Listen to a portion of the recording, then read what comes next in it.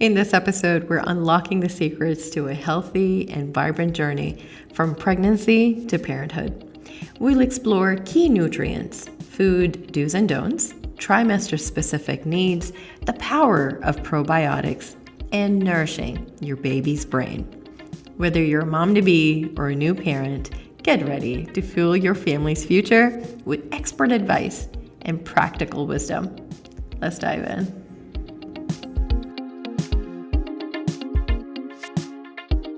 Yaffi Lvova is an experienced registered dietitian, nutritionist, and a proud mom of twins plus one. She holds degrees in both world religions and nutrition and dietetics from Arizona State University. Yaffi is a published author of several books on feeding kids and is the creator of Toddler Test Kitchen. Yaffi supports parents through her social media, public speaking, and nap-time nutrition podcast and YouTube channel. Welcome, Yaffi. Thank you so much for having me. I'm excited to be here. An absolute pleasure having you on. Yaffi, let's get into first getting to know you a little bit. What really inspired you to pursue a career in providing nutrition and wellness to new families? Well, it was certainly not my plan. I do remember as in becoming a dietitian, you have to do an internship, which is like kind of a medical residency. We play around in different areas of nutrition. And I very clearly remember saying to the pediatric dietitian, I will never go into pediatrics. We can file that along with I will never have a minivan.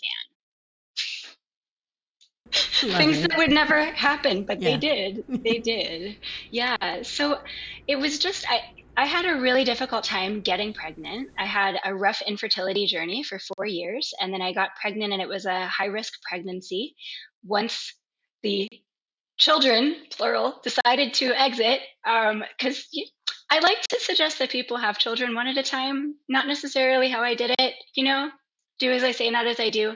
As my litter birthed, as my litter presented themselves to the world, there were just two, but it feels like a million. We had a lot of issues. I had preeclampsia during the pregnancy. I had to wear those very sexy leg squeezy things, and we had issues breastfeeding. I had colic. We had tongue tie. We had lip tie. We had allergies. We had so much with the screaming, all the screaming in the world. I will never use a pacifier. Let's add that to the list too. All the pacifiers. I just wanted to help other people transition into parenthood a little bit easier than I did, maybe a little bit more grace, because man, I was a mess. And so that's what inspired you to it's funny, but at the same time, and you're not alone, right? Yeah, I'm not. And so it is so interesting that you've chosen this line of work and also drawn from your own experience being a parent. I do want to get into some of those things related to that. So starting things out here, what are the key nutrients that pregnant women should focus on for a healthy pregnancy? So I want to start with the mom first. Well, the number one question that I like to start with before getting into any specific discussion of nutrients is, are you eating enough? That's the number one question, because a lot of people are not eating enough. They're not eating enough to meet their needs. They're concerned about gaining too much weight, or eating the right foods, which then prohibits them from eating enough food. So that's my first question. Number one, are you eating enough? Number two, are you comfortable discussing any questions with your doctor? Because if you're not, you need a new doctor, hands down. I don't need to know anything else. If you're not comfortable with your doctor, you need a new one. Next, we can get into nutrition. Once I know that you're eating enough and you feel safe in your medical care, we can talk about what exactly you're eating. Honestly, it comes back to that first point a lot. Are you eating enough? There is a huge focus on weight in our society, and that can impact us on a lot of different levels during pregnancy. Not only do we get to this point where you've gotten to the age of pregnancy, which means that you've absorbed countless numbers of bad messages about body image and nutrition, but now you're in a situation where you really do have to focus on your nutrition to make sure you get enough to feed that baby inside you. You're going to watch your body change, and even if it's acceptable to gain X number of pounds, whatever that is, you're gaining that amount of weight in a very short amount of time. It's very difficult on the body. It's very difficult on the mind. to see your body changing like that. It brings in a whole and then we get to emotional eating. And all of this is going on every time someone chooses to eat. And that's where it food issues are hardly ever about food. And so that's why you've asked me a very direct and simple question about nutrients, and I'm spinning around about like social determinants of health and your safety with your doctor, and because food issues are not about food. It's very rare actually that someone will come to me with a food issue and the solution is food. Usually the solution is therapy. When you're pregnant, it's important to get a mix of nutrition. And the best way to do that is to get a variety of different kinds of foods. This is the same advice for when you're raising small kids. It comes down to variety. It doesn't come down to any one food that's going to make or break your diet, or any one single food that's going to make your child a superhero in the womb. Plenty of companies will pitch that. And even fruits and vegetables, we get this whole notion of superfruits. It's all ridiculous. All of the food that you pull out of the ground and shove in your face is good, you know?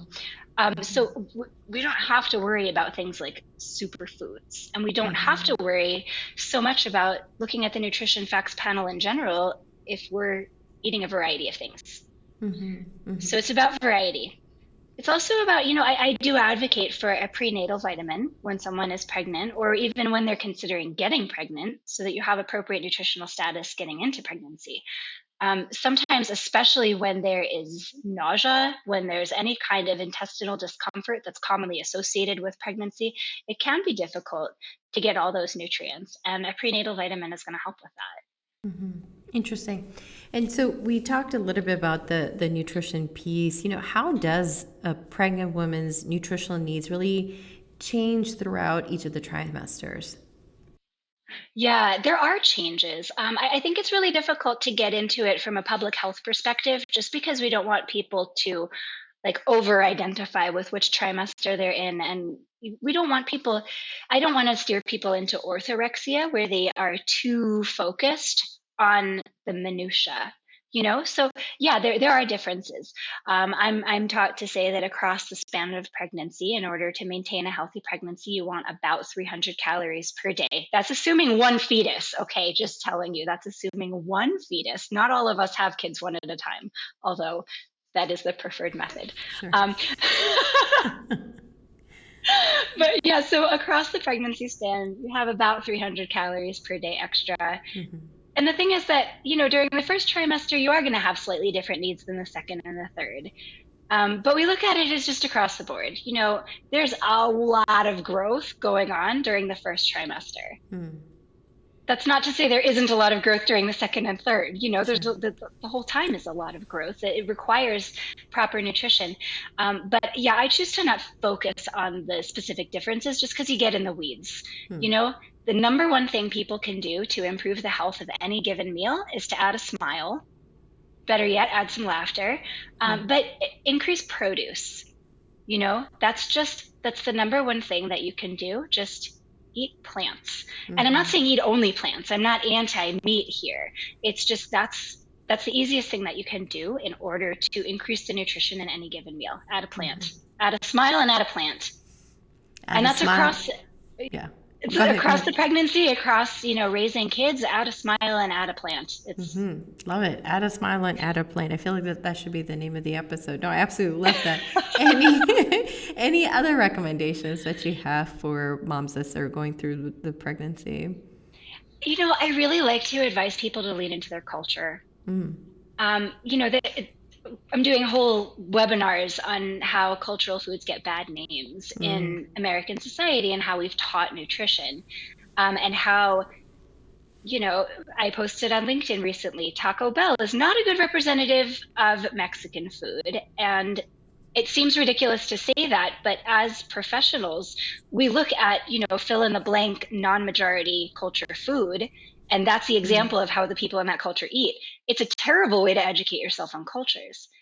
Every culture has redeeming factors. I would say that speaking of nutrition and culture, if a culture has survived up until the point that it's still active in the world, they they have good food. I mean, if not, they would have disappeared, right? Like they wouldn't have been able to sustain themselves. It's like how we see those groups that practice complete abstinence. There's no way forward. There's no way forward. You're not making new members. It's the same with nutrition. If we limit ourselves so much that we can't enjoy what's behind, there's nowhere forward to move. So you got to reach back into your culture. Pregnancy is a fantastic time to do that for physical and emotional reasons. To look back at where you came from while you prepare to lay the foundation for the next generation, for what's next, for what you want to pass along to them. These are the foods that have sustained you personally, sustained your family tree up until this point. Thousands and thousands of relatives have come together to produce this moment, and that moment was sustained on things that are not represented on USDA My Plate examples. We got to lean back into that. Think about your roots of who you are, your identity, where you came from, and fuel yourself, nourish yourself the way that your culture encourages. It's such a beautiful way to reconnect with you as a person before moving on to this really intense part of life. Raising kids it's intense. There's so much we want to pass down to them. Yeah. Culture needs to be at the top of that list to start when you're pregnant. Love it. Love it. And I do want to switch to understand specifically around probiotics, because we hear probiotics be all the buzz. But can you discuss the role of probiotics in supporting the health of pregnant women and even babies? Yeah. Well, it's difficult. That's my answer for everything. It's difficult to answer that question. It's difficult to fully answer that question just because we've got so much amazing research going on in probiotics right now. What I can say is I can start off by saying probiotics are the happy bugs that live in your gut. It's an overly simplistic way to discuss that, but leaning back on culture, a lot of cultures have a history of fermented foods. That's where you're going to find probiotics. And you can take a supplement too. That's great. You can take a supplement. You can take fermented foods, yogurt, sauerkraut, kimchi, kombucha. All of these things are great sources. And these happy gut bugs go into your intestines and serve as reinforcing troops to help your immune system, that most of it lives in your gut, to help support it and keep it strong. So having foods or having a supplement is going to just help you maintain that immunity.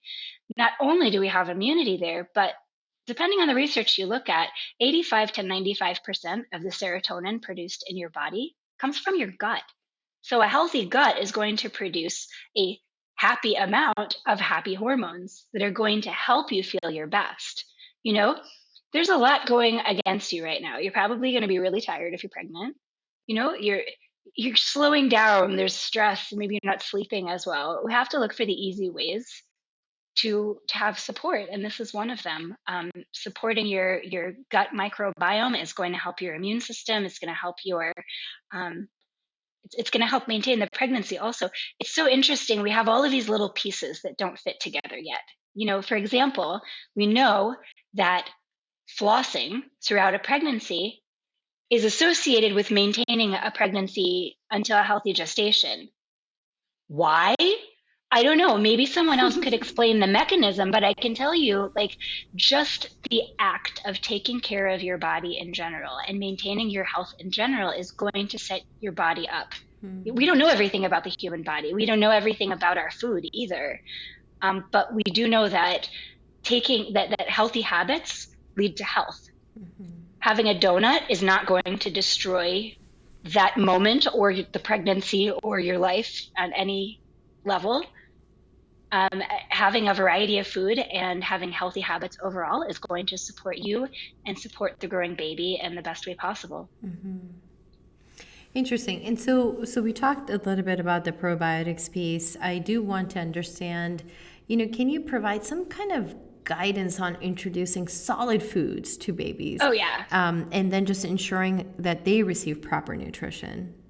Yeah. Oh, so much fun. So in order to transition from that, well, let's start with the birth. So in a vaginal birth, which I can't tell you about from experience. I've got 3 kids, 2 C-sections, but in a vaginal birth, a child will take in some of those probiotics through the vaginal canal on their way out. And with C-sections, there are ways to account for to make up for that as well. But that's when they really start building their immune system. As they grow, they start picking things off the ground and experiencing the world that way. And as much as we want to be like, oh, don't suck on that, that's also how they're taking in exposure to the environment and building a gut microbiome that matches the challenges they face on a daily basis. So once you get to the point where they're about 6 months old, they're sitting independently, they're interested in food, they reach for food. All of the readiness signs come down to they can physically grab food, put it in their mouth, and swallow it. Okay? That's when you start feeding them. And I'm going to just ditch the conventional advice, skip the rice cereal, doesn't taste good. Your kids started tasting things in the womb, actually. They're exposed to flavor first in the womb with the amniotic fluid. And whatever the mom is eating flavors the amniotic fluid. You might think, well, that's not how babies get nutrition. They don't get nutrition from the amniotic fluid. No, but they do. They take it in through their nose, through their mouth. They're circulating. They're breathing through this liquid. That's wild. And they get that exposure on their tongues. They do taste what the mother's eating. So when we transition to food, we don't have to keep it bland at all. And if you're from a culture that experiences spice in a happy way, go for it. So you're going to, I'm a big fan of baby-led weaning, but I'm also a fan of recognizing what's going to cause the feeding parent anxiety. If you want to do purees because feeding your baby an actual whole banana is going to cause you too much anxiety, ditch the baby-led weaning and do purees because your anxiety does color that experience. You want it to be a happy experience. The goal is eating happy. You don't have to worry about specifically what you're giving the kid in the first year. You just want to avoid the common choking hazards and honey as well before 12 months old, and even baked.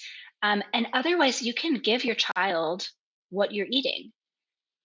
I find specifically in families that have strong ties to their culture, it's really best to just give them what you're eating because it introduces them to how the family eats and the foods that the family appreciates, as opposed to raising them and training them for the standard American diet, which we can abbreviate as SAD, sad. I mean, if you're enjoying vibrant fruits and vegetables, why are you going to specifically train your child towards crackers? You know? And thematically, I think what I'm hearing from you, Yaffi, is really this focus around even during pregnancy, post-pregnancy, thematically around enjoy it, enjoy every bit of it. Don't. What I'm hearing again from you is don't sit there and try to figure out what's the ideal way something needs to be or someone has prescribed that to you. Make it part of your journey to say, this is what I like and this is what the kid likes, and sort of interweave that rather than make it burdensome. Exactly. You know, eating is our way to connect with each other. We see all these messages online about how food is fuel, and I hate that so much. You know, food is not fuel. Food is also not medicine. Food can be medicine. There are certain specific instances where food can be medicine, but the societal shift toward thinking of food as medicine has taken a lot of the joy out of eating. You know, I like to illustrate this by showing how we stopped referring to food as food. We started referring to it as its macronutrient. Like, what's your protein? Would you like to have a protein with that? And my favorite way to make fun of that is saying, okay, yeah, let's put that into poetic form. I remember as a child sitting with my great-grandmother in her apartment. She had this heavy Polish accent, and we would enjoy our cups of tea as the light streamed in through the window. She told me stories about her youth, and we picked at a plate of protein. Yeah. This is not a good narrative. Right. You got to put the joy back into your plate, you know? We talked about solid foods, and in passing, you mentioned around honey. Are there certain foods that you can describe to us that we should think about? And I hate to put it in categories of foods to eat and foods to avoid. Oh, yeah. But particularly, can you run us through what are some of those Yeah. foods to consider?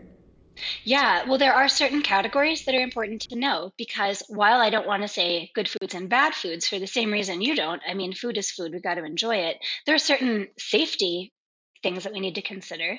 For example, we don't give honey to kids under 12 months because of the risk of botulism. It's the same risk for adults and older kids, but the immune system is developed enough to fight it off. So it's not an issue anymore. But under 12 months, they don't necessarily have the immune system to fight the botulism. So we don't give them the botulism. That's pretty much it with that. So no honey before 12 months, even if it's baked. After that, go for it.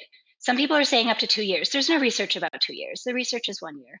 And also, choking hazards. You want to be aware of choking hazards. There's a whole list, but popcorn, gum, anything that can stick to your teeth or is the shape of your esophagus, like grapes. We cut grapes in half, ideally lengthwise rather than widthwise, so that they don't copy the shape of the esophagus. They can't get as easily lodged. The other group to know about is the top 9 allergens, which used to be the top 8 allergens until sesame joined the party. A sesame, thumbs up, unless you're allergic. And the thing to know about the allergens is that it's actually important to introduce them earlier on. It was old thinking to avoid allergens. It's good to know what they are for Halloween purposes, having some candy that's accessible to kids who have allergies and for bringing in treats to classrooms. But it's also good to know just what to avoid during those first 4 years, which is where the choking hazards are. So you can look up lists of those. There's a lot of things on those lists, but you get to understand the theme of them. Anything that's shaped like the esophagus, anything that can stick to the teeth. And at the beginning, you want things to be able to be smushed between the thumb and the forefinger. That's your test, especially if you're doing baby-led weaning. You can give it to a baby if you can smush it between your thumb and your forefinger, and then it's not a choking hazard. They can mush it. Lovely. Are there any specific foods or nutrients that can support a baby's brain development? Ooh, DHA. My colleagues like to make fun of me because I say that fish oil is the answer for everything. But yeah, fish oil. It's amazing. DHA and EPA and the research coming out on that as well. The research on these things in the neurodivergent population and with autism. It's huge research. I really like to supplement this stuff just because the way to get it in the diet is 3 servings of fish per week, and that's fatty fish. Ideally, the fatty fish that's less affected by toxins.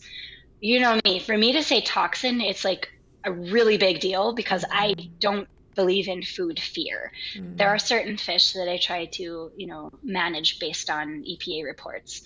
But it can be really difficult to get it in your food.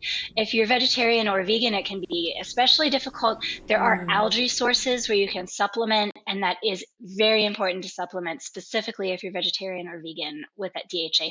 That's going to support brain development as well as mood regulation. If your kid's taking it, maybe you want to take it too. 3,000 milligrams is a standard dose for fish oil. That's 2,000 is standard, 3,000 for some mood stuff. Get up to 6,000 for some real targeted approach to things like schizophrenia. That's where you're going to be supervised by a doctor. You can get fish oil gummies. There are a lot of different ways to supplement fish oil in ways that kids will take it, mainly gummies. Okay, so fish oil is a big piece of the puzzle there. So okay, Yeah. any other foods you recommend for brain development? Really just stick with variety. Look at a plate and see, is there a variety of texture, of color, of smell? You don't have to worry about the nutrients because they will be represented by these other things. Different colors represents different nutrients. When you look at a plate, okay, chicken nuggets, thumbs up. especially dipped in hummus. If you have not had chicken nuggets and hummus, you got to try it. Okay? I have Mashed not, and I potatoes. will totally make a note of that and remember that for next Do time. it. Okay, Do it. Chicken got it. nuggets and hummus. On it. Yeah. So, yeah, there's well, I got sidetracked now. Wait, where was I? Oh, right. Okay. All right. Chicken nuggets, good. Hummus, good. Mashed potatoes, good. But all of those are tan foods. If you put them on a plate together, it's not going to look good. Even if you have good nutrition representation, it's not going to be that appetizing. So you got to look and see, is there a representation of color and texture? Are things cooked in different methods? Is everything boiled? Don't do that. Don't do everything boiled. But that's really the best way. And I'm answering the question from a different angle, because that's going to support brain development through exposure rather than through direct nutrition. The variety of nutrients will support development through the nutrients. But the exposure to different temperatures and textures and colors and flavors is going to support the brain in different ways by just providing exposure to the unfamiliar. The more exposure, the less unfamiliar, the more familiar foods are, and the more they'll take in a variety, which then gets back to the nutrients. Love it. In the last 30 seconds here, Yaffi, can you tell us what are some reliable resources or tools that pregnant women or new parents can use to educate themselves about nutrition and wellness? Wow. Well, there's some really great and also really awful Instagram accounts. I'm going to go with Anti-Diet Kids, Okay. Kid Food Explorers, and Feeding Littles. And then, of course, me, Yaffi Lvova, Eat Happy. There we go. Love it. Which takes me to the very last question. How can our listeners connect with you, Yaffi, and just learn more about your work?